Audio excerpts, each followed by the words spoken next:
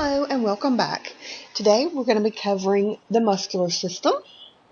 We'll be working from page 96 in the textbook.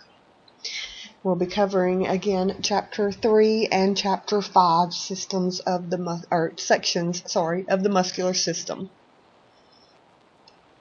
So first up, talking about the muscular system. You need to know that muscles make up an average of half of your body weight. And of course, it's going to vary depending on your size and your shape and your muscular build. But the going average is 40 to 50% of your body weight is muscle.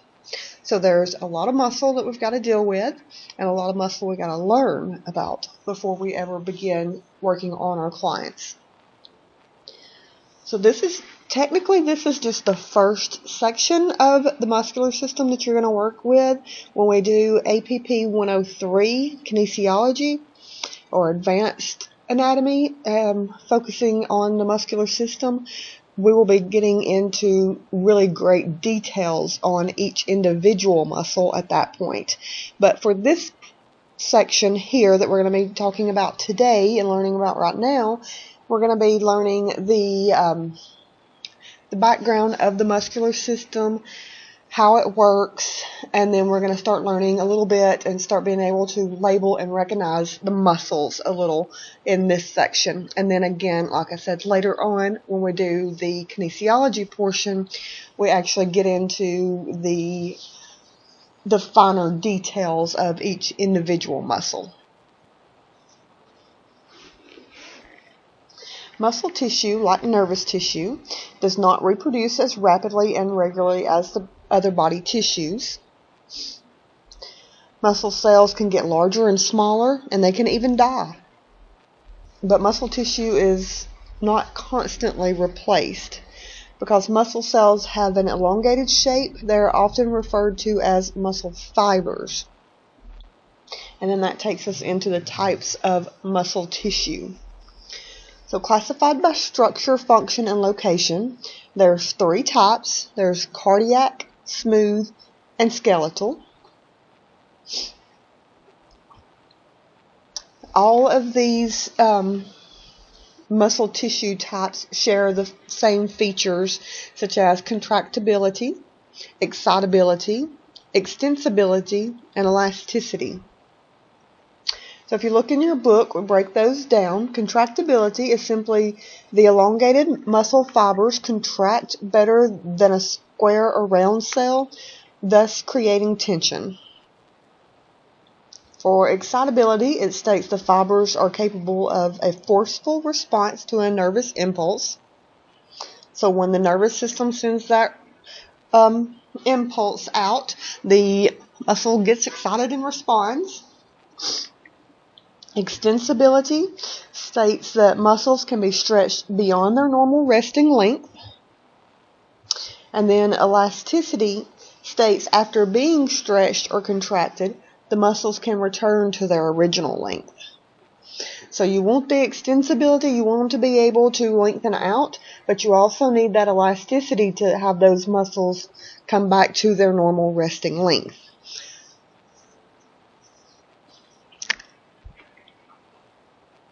Now we'll talk about more in depth each of the muscle types. So first up is cardiac muscle. This is the muscle found only in the walls of the heart. It's responsible for pushing the blood into the blood vessels. These muscles or muscle tissues are striated. They have these little bands in them, these striations you see. There's only one nucleus in each of the muscle cells or muscle tissues. They contract involuntarily. Thank God we don't have to think to make our heart beat. Otherwise, most of us would be dead. I know I definitely would.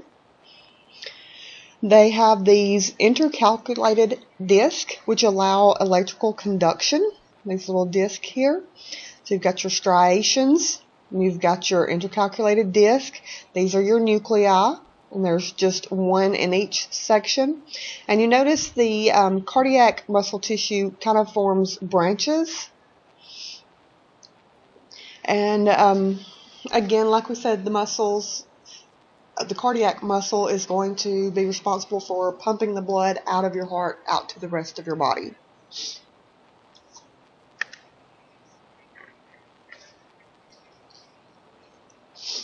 Next in our list, we have smooth muscle. Smooth muscle lines the walls of hollow organs, specifically your intestines, your stomach, blood vessels. They're non-striated. As you see, they have a smooth appearance. They have only one nucleus per cell. Again, they contract involuntarily. We don't have to think about digesting our food or any of that. Smooth muscles have really strong but slow contractions, where when we think about skeletal muscle and our heartbeat, we think about kind of fast, forceful contractions. Well, the smooth muscle is set up for the long, slow contractions that actually kind of squeeze and push basically your digested food through your intestines. And that is called the peristalsis, when the food is actually being moved through. We don't talk a lot about cardiac and smooth muscle just because that's not where our specialty is going to lie. We're going to be specializing more in skeletal muscle. So the skeletal muscle obviously attaches to the skeleton. It is what actually gives us the ability to move. It's organized in bundles. It is striated. Again, you see your striations, your lines here. There's more than one nucleus per cell. Let's see the multiple nuclei. It contracts voluntarily and involuntarily. So sometimes we have to think about making it contract, and other times it just does it. Typical contractions of the skeletal muscle are fast contractions, usually fast, strong contractions. And of course, the skeletal muscle is going to be the most relevant to us as massage therapists.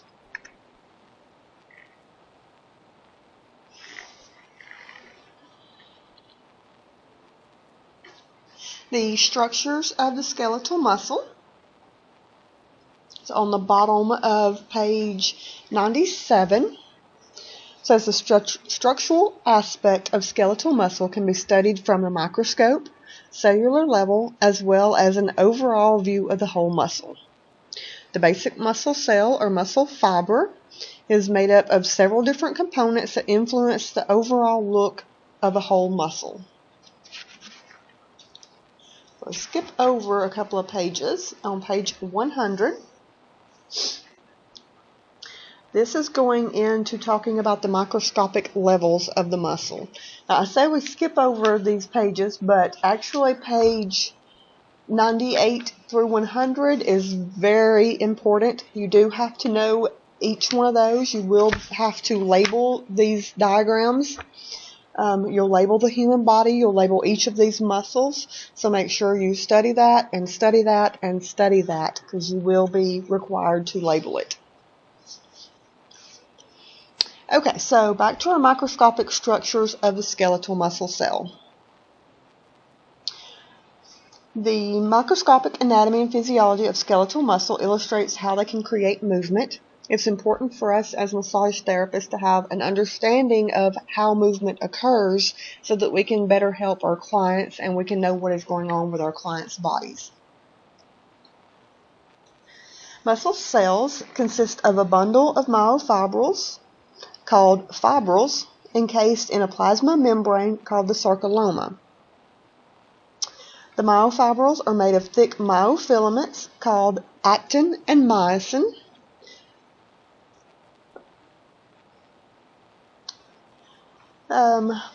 The myosin is the dark lines you saw when we looked at the muscle cells, and the myosin is the light lines that you saw. And also the real thick, bold, dark ones, that is the myosin. The thin, light colored ones are the actin. Sorry. Okay, so we have actin and myosin within our cell. And if you look down here in our muscle, that we have here on the bottom, it actually kind of shows the thick dark band.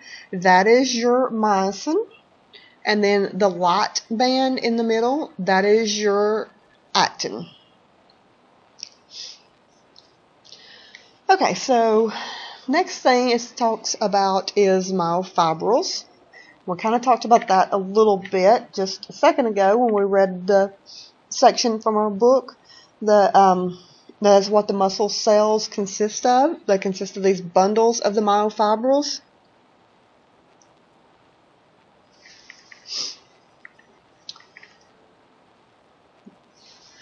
Okay, moving on, sliding filament theory. Now, it's important to note that this theory has not been proven, but this is what they think happens with muscle contraction. It's the most widely accepted form of what we believe happens for an actual contraction. It says the theory suggests that actin and myosin filaments remain the same length, but that the overall length of the sarcomere shortens because the filaments slide together. And it shows a picture down on the bottom of your textbook on page 101 of these actin and myosin filaments. I may have it on here. Yes, I do. Okay, so this is the picture on the bottom of 101. So you see here you have your actin and your myosin. Your myosin, again, is the pink. Your actin is the blue. So these don't actually, they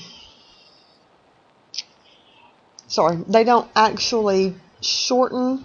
They stay the same length, but see how there's space here and space here and space here. So these can actually slide closer in together so that it kind of overlaps each other. I knew I was going to do that.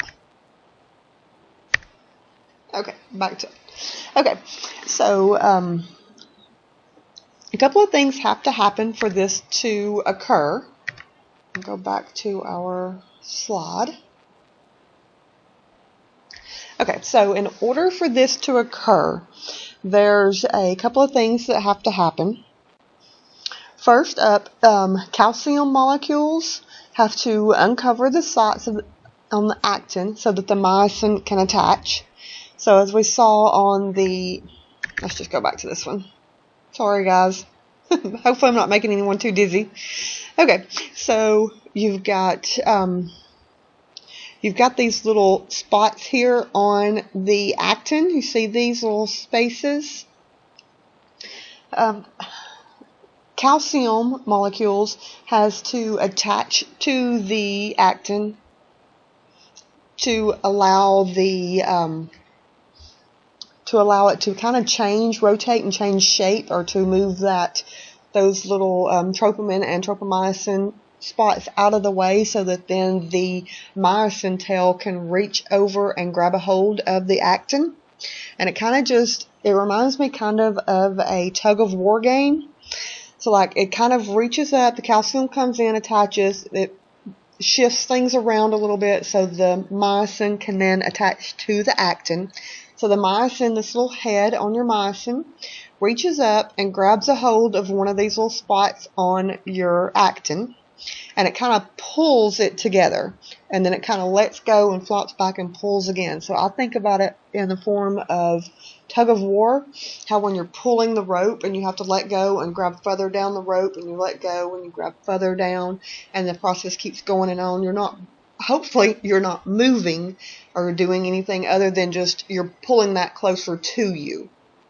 So that's kind of what I think of when I think of how the sliding filament theory works. I have a video attached that I want y'all to go in and watch, and it'll kind of explain it more in depth for you. So let's see, where are we at on our textbooks? Make sure we don't leave anything out. So the cross bridge, that's simply when the myosin head attaches onto the actin. So when it reaches over and grabs a hold, it creates what they call the cross bridge. And that's all a cross bridge is. It's nothing complicated. It's just when the the myosin actually is connected to the actin.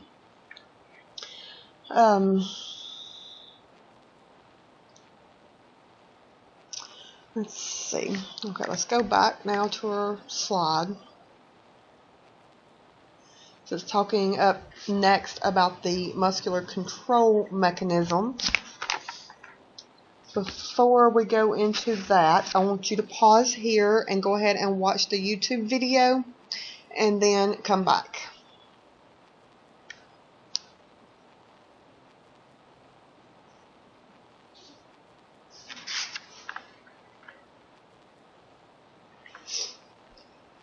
Okay, great. So now we're at the muscular control mechanism.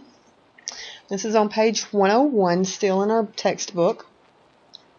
And it states the sliding together of the myofilaments begins with a nerve impulse from the CNS, that's central nervous system, via the somatic motor neuron. One somatic motor neuron can stimulate hundreds of muscle cells, but each muscle cell is controlled by only one somatic motor neuron. So each cell has to have one specific somatic motor neuron to respond, but the motor neuron can control hundreds of different cells. Okay, so obviously the more muscle fibers one nerve supplies, the less precise the movements are going to be, and the less it supplies, the more precise those movements will be. The motor neuron and all of the muscle cells that it controls is considered to be the motor unit. The extension of this neuron that communicates to the fibril is called the axon. We learn about that a little bit, but here's our picture again, just to kind of remind us. So this is our nerve cell. This is the axon tail, or the axon. And then we've got the cell body and the dendrites. And then these down here are the axon terminals on the bottom of the axon. Each axon terminal meets the motor end plate, which is basically just where the muscle is. The gap between the axon terminal and the motor end plate of the muscle is called a synaptic cleft. And basically it's just a little space between, and the actual impulse kind of jumps across from the axon terminal to the muscle. So it creates like a little arc or a little spark to an extent. Kind of like any of you are familiar with cars, how cars work or anything. If you think of a spark plug, if you've ever seen a spark plug, there's a little gap in the top of it, like it doesn't completely connect, and there's supposed to be a gap. The gap is supposed to be a certain width apart, and I don't know enough to know what that width is or anything, but the spark kind of crosses over that, kind of jumps across it. That's the same thing with the synaptic cleft. It's the gap between the motor end plate and the axon terminal, where it's almost touching, but it doesn't quite touch, and the little impulse jumps across to the muscle, to the motor end plate of the muscle. Okay, so that actual spot where the axon terminal, the synaptic cleft, and the motor end plate is at, that is called the neuromuscular junction. So in this situation, we've got a neuromuscular junction in here. We've got a neuromuscular junction here. So everywhere where there's an axon terminal, which these are your terminals, there's a motor end plate. That's the spot on the muscle where the membrane allows the impulse, and then you have the synaptic cleft, that little gap in between the two. That is the neuromuscular junction. And again, if you go by your medical terminology and you break the word down, neuro is nerve, muscular obviously is muscle, so the nerve muscle junction is neuromuscular junction.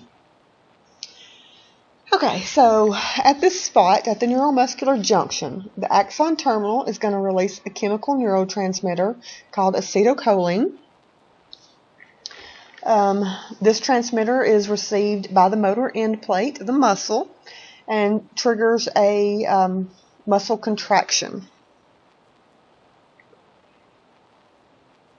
As soon as the acetylcholine causes the muscle to contract, it kind of cuts off and the muscle stops contracting. So there has to be lots of chemicals being transmitted through, acetylcholine being processed through for the muscle to keep contracting. Otherwise, once the acetylcholine is gone, the muscle stops to contract. Another thing with the muscular control mechanism to look at, down on page 102, the bottom paragraph, is talking about the all or none principle. It says the response is commonly called all or none, meaning the muscle cells contract completely or not at all. That doesn't mean the entire muscle contracts completely or not at all. Just the muscle cells that are being fired by the acetylcholine and at the neuromuscular junction. And we know that there's multiple cells within the muscle, right? So a lot of students in the past have gotten kind of confused when we talk about this because they don't understand how just part of the muscle contracts. And it's not that so much that, it's saying the all or none mechanism. And when we talk about like the deltoid, how it's an antagonist to itself because the anterior fibers can contract and cause one motion, where the posterior fibers contract and cause the opposite motion. So they are kind of getting confused because we study about the all or none mechanism, but that just applies to the muscle cell, not to the entire muscle. So if the muscle cell gets an impulse from a neuron, it's going to contract. Okay, so we'll go on structures of the whole skeletal muscle on page 103 now.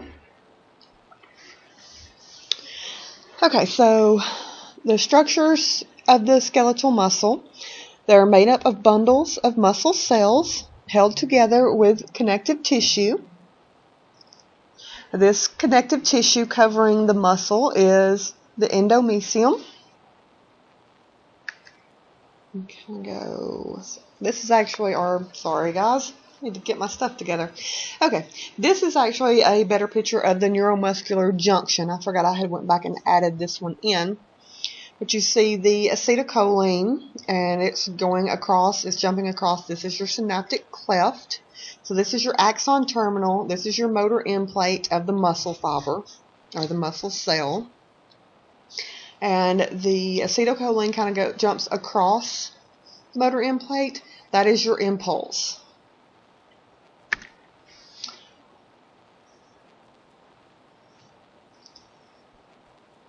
Okay, this is so this we talked about a minute ago when we were talking about the actin and the myosin, but this kind of gives us a good picture to kind of show the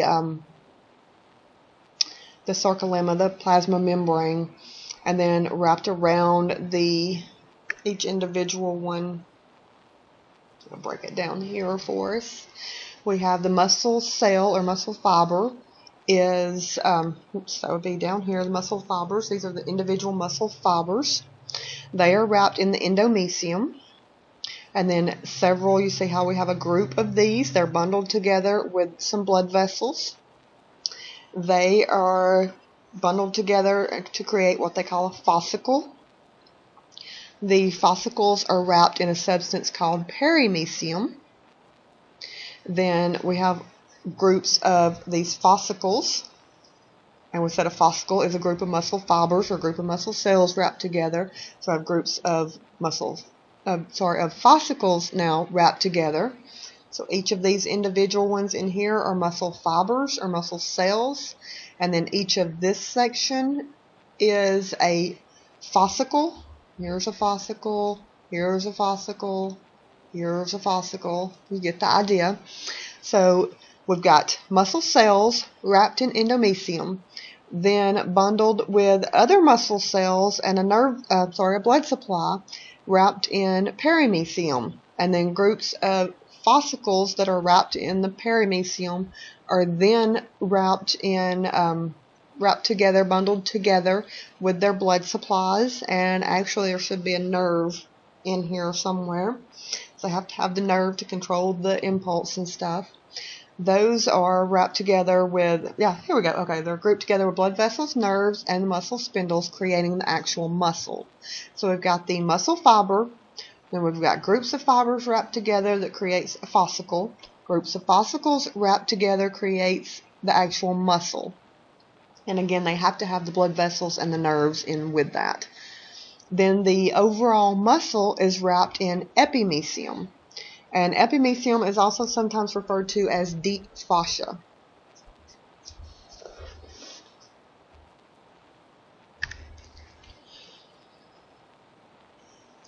Okay, so anybody have a headache now? Me and apparently this little guy do. Okay, so now we'll talk a little bit about functions of muscles. And again, there's videos also included with this. I want you to have a good understanding of it, just so that you have a good background and everything, and you need to know how we move, how we function, and why things function. Okay, so functions of the muscles. Obviously, movement, heat production, skeletal support, and protection.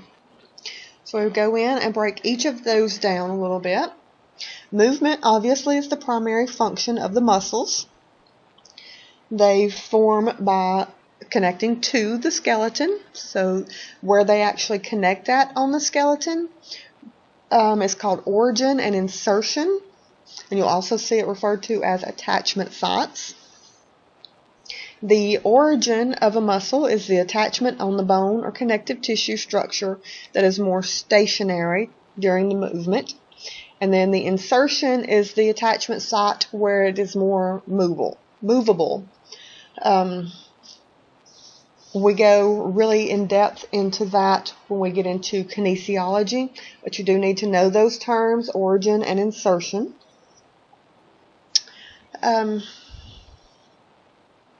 In addition to moving the skeleton and connective tissue structures, muscles also help to move blood and lymph.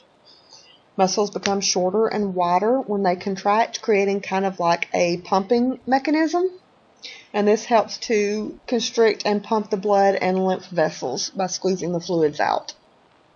So another way the muscles actually do movement is not only through the skeleton, but also through the blood and the lymph. Okay, next up we have heat production. We all know that where our body is recommended at 96.8 to 98.6 temperature-wise. Skeletal muscles release heat in the process of doing contractions, and the heat generated helps maintain the body's core temperature. If we fall below our core temperature, or if our core temperature falls below the ideal normal, then we will start shivering. And shivering is an example of small involuntary muscle contractions that produces heat. So therefore it warms our body back up and keeps us from getting too cold. For support, skeletal support specifically, the skeletal muscles support and maintain posture by holding the body upright against gravity and stabilizing our joints. Even when we're not actively moving, if we're just laying down or we're just standing up, our muscles are still to an extent contracted to help hold us erect or hold us in a supported position. And then finally we have protection. So the muscle system is going to protect the structures underneath them. Our organs and bones will be much more vulnerable to trauma without the muscles surrounding them. So the muscle being around specific areas helps to protect those areas.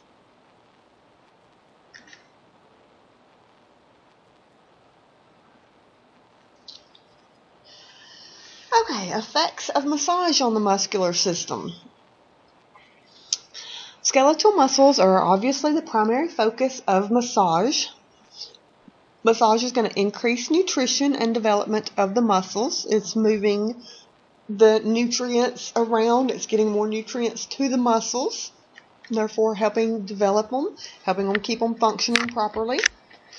Massage increases excitability of muscles, which makes them more sensitive to nerve impulses.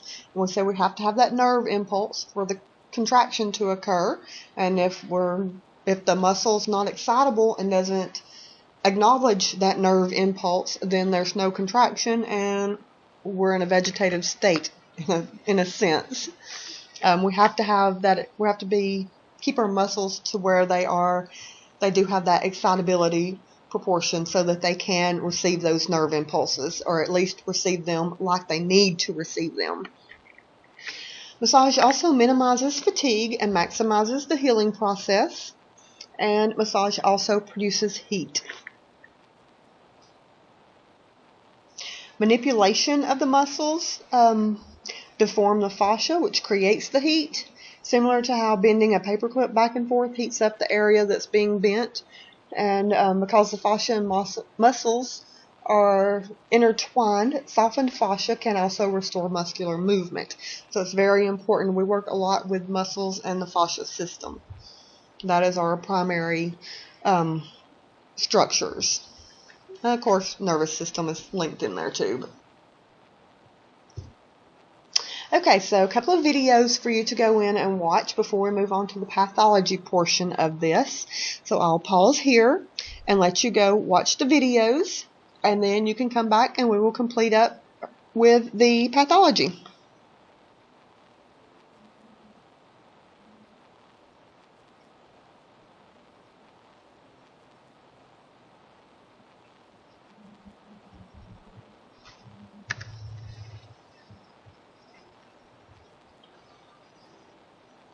Okay, one more thing before we begin pathology.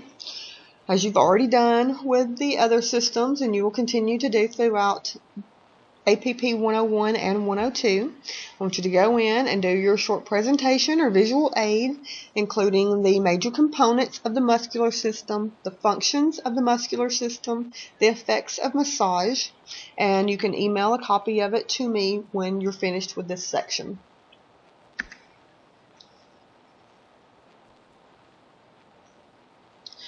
Okay, the pathology portion, we'll be talking about muscular system conditions. In your textbook on page 236, we're over to chapter 5 now, on page 236. It's talking about many indications for massage therapy for clients with muscle or movement dysfunctions. Abnormal posture is often accompanied by muscles that are out of balance. When a muscle of a pair of antagonists or when one muscle of a pair of antagonist muscles are hypertonic, it's considered to be out of balance. So what exactly is a hypertonic muscle? A hypertonic muscle is simply a tight muscle. There's tightness, there's pain, discomfort, there's restriction in movement, and typically there's compensation patterns that go along with that. There is no contraindication, so you definitely want to do massage on hypertonic muscles. Indications, how massage is going to help. It's going to relieve pain. It's going to lengthen those shortened muscles, kind of get them back to their normal resting length. And it's going to reduce ischemia. Ischemia is a thing that occurs when there's not enough oxygen getting to the muscle. And we go in a minute on into the process of the healing, the pain spasm cycle, and with that we talk a little more about ischemia. Okay, etiology, the cause of hypertonic muscles. It can be from exercise and activities that result in repetitive muscle contractions. Anything where you're doing the same movement over and over, repetitive movements and stuff, it can cause those muscles to contract. Treatments include massage, ice or heat, hot tub soaks, analgesics, and muscle relaxants.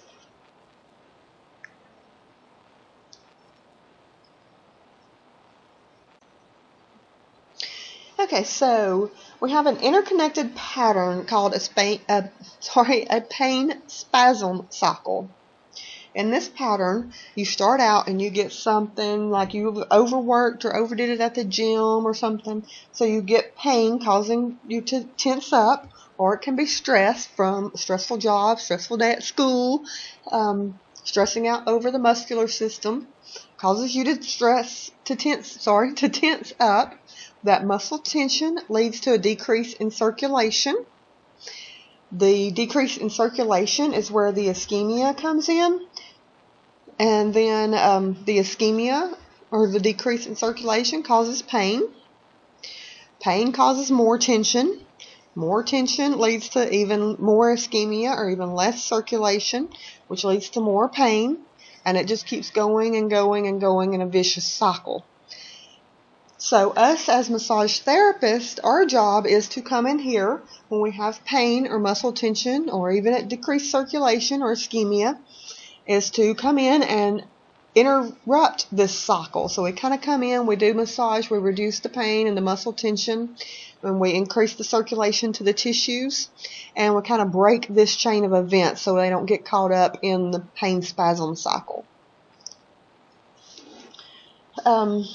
Says massage is beneficial for all the symptoms of hypertonic muscles, including pain, the shortened muscle length, and ischemia.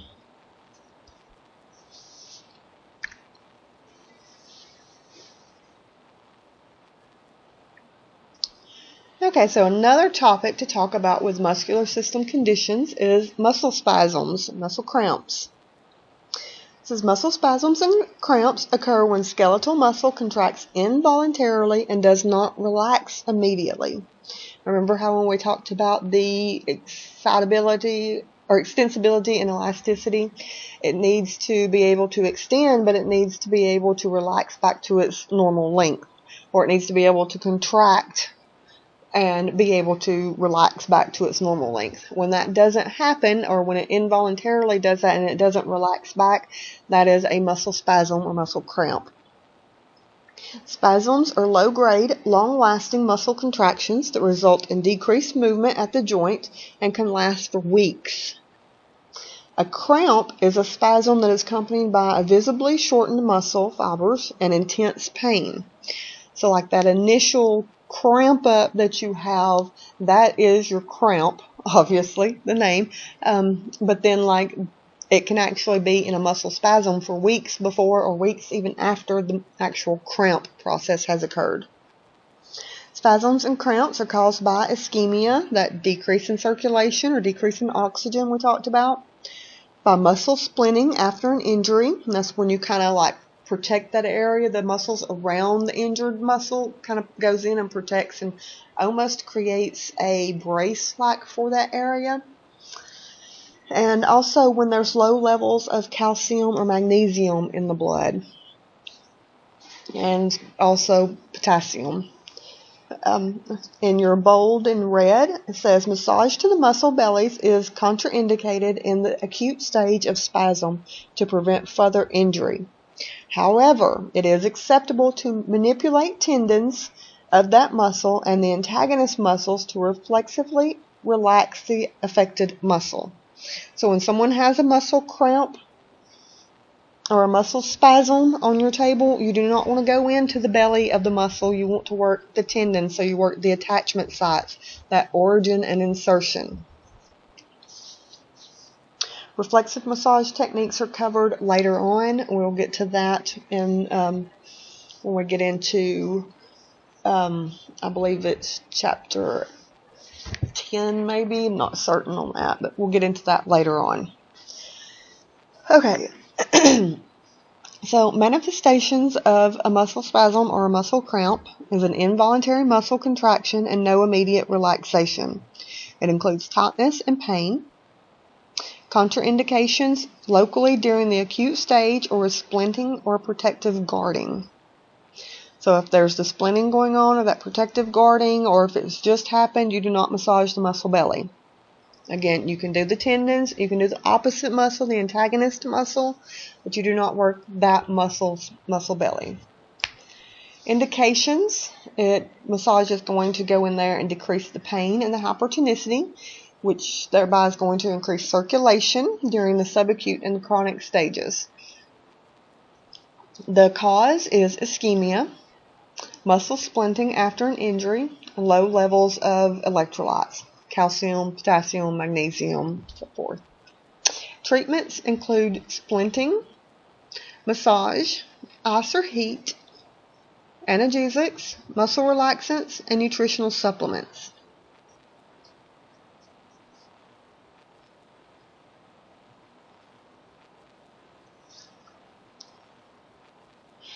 Okay, it's talking now about, I don't think this section is actually in your book. This is from one that I saw, like a random question on an NBLEX study guide. So I wanted to go ahead and include it in here. Spasticity. This is increased muscle tone and tendon reflexes that cause sensations of tightness and diminished coordination. And an unusually painful muscle contraction is also called a spasm.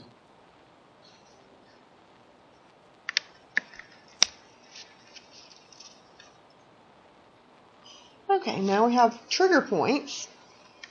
Trigger points are hyperirritable spots in taut bands of muscle that radiate pain to surrounding tissue when they are palpated. So we have tender points. A tender point is just a spot or a knot within the muscle tissue, where a trigger point is going to cause pain to go somewhere else. Now the tender point can be sensitive in that specific area, but a trigger point will hurt somewhere else. Like you press in the shoulder and it hurts up in the head. That's an example of a trigger point, where it refers pain somewhere else to the body. Manifestations of trigger points include painful knots or taut bands that can refer pain to another part of the body. There's no contraindication. Massage is indicated. Massage is going to relieve the trigger points and the pain. It's going to relax the muscle and increase the circulation to the muscle tissue. The cause of trigger points is a spasm at the motor end unit. We talked about the motor end unit, resulting from decreased circulation, lack of hydration, mechanical stress, lack of sleep, and increased stress. Treatments include massage, ice and heat, pain medication, and muscle relaxers. Referred pain is simply an unpleasant sensation at a site other than that of the trauma. So when we talk about trigger points referring pain, it's when there's pain or there's an unpleasant sensation or there's a tingling or burning or something somewhere other than where you're actually working.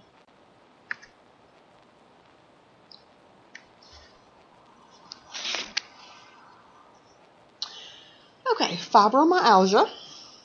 This is a condition that you'll see quite a bit of in massage therapy. A lot of clients tend to have fibromyalgia. Fibromyalgia is simply a chronic muscle pain syndrome that also may be referred to as fibrositis, myofibrosis, or fibromyositis. Sorry. Typically, it's all fibromyalgia. A syndrome is diagnosed when the client has a certain set of symptoms. Fibromyalgia is characterized by neuroendocrine and sleep disruption, as well as tender points in the muscles and soft tissue. Typically, there's 19 tender spots, and we've got a picture of that coming up, but it's also on page 238 in your textbook. So of those 19 tender spots, at least 11 are usually considered tender or painful during a physician examination with the client to help diagnose fibromyalgia. Fibromyalgia symptoms can kind of come and go. They kind of have like flares and remissions to an extent.